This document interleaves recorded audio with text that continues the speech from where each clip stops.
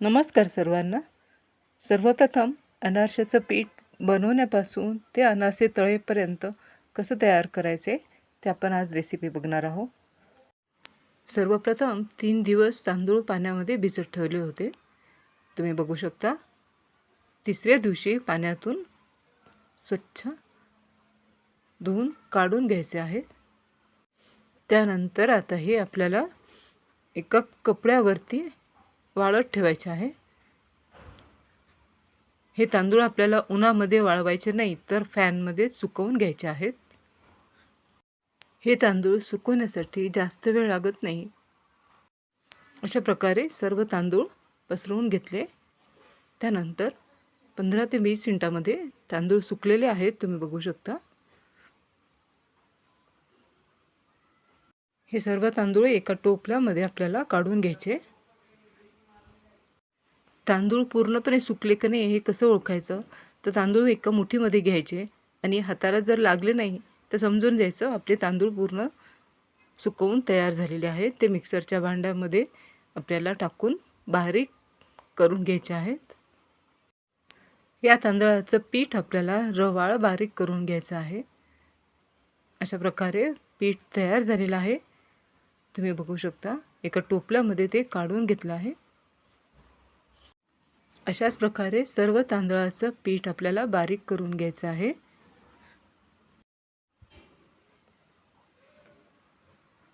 टोपल्यामध्ये सर्व पीठ काढून तयार झालेलं आहे. तुम्ही बघू शकता. ते आता एका परातीमध्ये आपल्याला व्यवस्थित चाळून घ्यायचं आहे, जेणेकरून त्यामध्ये तांदळाचे कण राहणार नाही. अनारशाचं पीठ तयार करण्यासाठी रोजच्या वापरातला तांदूळ मी इथे घेतलेला आहे, वापरलेला आहे. अनारसे बनवण्यासाठी तुम्ही अनारशाचं पीठ घरीच तयार करता का? कमेंट करून सांगायला विसरू नका. अशा प्रकारे सर्व पीठ आपलं चाळून झालेलं आहे. तुम्ही बघू शकता. एकदम रवाळ छान पीठ तयार झालेलं आहे. चला, त्यानंतर आपल्याला पिठाचं प्रमाण मोजून घ्यायचं आहे. 1 फुलपात्र, 2 फुलपात्र आणि हे 3रं फुलपात्र भरून पीठ घेतलेलं आहे. त्यानंतर आपल्याला त्यामध्ये गुळाचं प्रमाण मोजून घ्यायचं आहे. 1 फुलपात्र भरून गूळ घेतलेला आहे आणि त्यानंतर अर्ध्यालाही कमी फुलपात्र भरून गूळ वापरणार आहोत. तुम्ही बघू शकता.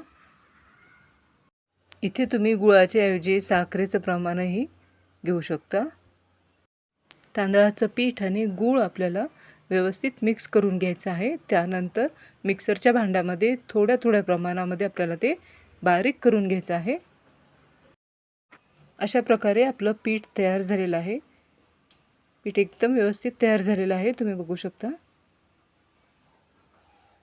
एका टोपल्यामध्ये आपल्याला ते पीठ काढून घ्यायचं आहे. अशा प्रकारे सर्व पीठ आपण टोपमध्ये काढून घेणार आहोत. तुम्ही बघू शकता. पीठ एकदम व्यवस्थित तयार झालेलं आहे. अगदी हलक्या हाताने आपल्याला ते मिक्स करून घ्यायचं आहे. सर्व पीठ आपल्याला एकदम व्यवस्थितपणे मिक्स करून घ्यायचे. त्यानंतर सर्व मिक्स झाल्यानंतर त्या पिठाचे आपल्याला मोठ्या आकाराचे गोळे बनवून घ्यायचे आहेत. तुम्ही बघू शकता. लाडूसारखा इथे आकार मी देत आहे. अशा प्रकारे गोळे इथे आपण बनवून घेणार आहोत. पीठ छान तयार झाल्यामुळे गोळे एकदम व्यवस्थित तयार होत आहेत. तुम्ही बघू शकता. एक मोठा लाडू आपला इथे तयार झालेला आहे. तो एका डब्यामध्ये काढून ठेवला आहे. अशा प्रकारे सर्व गोळे इथे तयार करून घेतलेले आहेत. 8 ते 10 दिवसासाठी हे सर्व गोळे आपल्याला एका डब्यामध्ये ठेवून द्यायचे आहेत. 1 ते 2 दिवसाला आपण हा डबा उघडून बघणार आहोत. पीठ आपलं खराब होत आहे का यासाठी आपल्याला हे चेक करण्यासाठी 2 ते 3 वेळेस डबा उघडून बघायचा आहे. 8 दिवसानंतर पीठ तयार झालेलं आहे. त्यामधून 2 छोटे गोळे काढून घेतलेले आहेत. ते व्यवस्थित फोडून घ्यायचे आहे. मिक्स करून घ्यायचं आहे सर्व पीठ.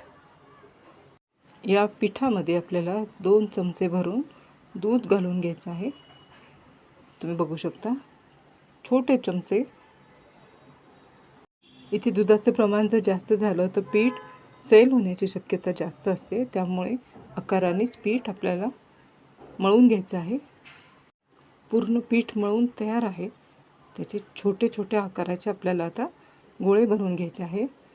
अनारशाचा आकार तुम्हाला मोठा करायचा असेल तर मोठ्या आकाराचे गोळे बनवले तरी चालतील। मी छोट्या आकाराचे अनारसे बनवणार आहे, त्यामुळे छोटे गोळे इथे घेत आहे। अनारसे थापून घेण्यासाठी आपल्याला इथे 1 वाटी भरून खसखस लागणार आहे। एका ताटामध्ये 1 वाटी भरून थोडीशी खसखस वापरलेली आहे। एक छोटा गोळा घेतला त्याला अनारशाचा आणि खसखस लावून छोटा अनारसा थापून घेतलेला आहे, तुम्ही बघू शकता। अशाच प्रकारे आपल्याला इथे सर्व अनारसे या पद्धतीने तयार करून घ्यायचे आहे। अनारसा बनवण्यासाठी खूप सोपी पद्धत आहे। हलक्या हाताने गोळा थापून घ्यायचा आहे। ती सुरेख गोल आकार येत आहे, तुम्ही बघू शकता। अगदी छोटे छोटे अनारसे मी बनवत आहे। तुम्ही अशाच प्रकारे मोठे अनारसे देखील करू शकता, बनवू शकता। सर्व अनारसे याच पद्धतीने मी तयार करून घेत आहे। बघा किती सुरेख अनारसे तयार झालेले आहे। अनारसे तयार करण्यासाठी तेलही गरम झालेलं आहे। त्यामध्ये खसखस ज्या भागाला लागलेली आहे तो भाग आपल्याला वरती टाकायचा आहे आणि अनारसा अशा प्रकारे तळून घ्यायचा आहे। मस्त छान खरपूस रंगावरती अनारसे तयार होत आहेत, बघू शकता। त्यानंतर आपण त्यामध्ये दुसरे अनारसे तळून बघू।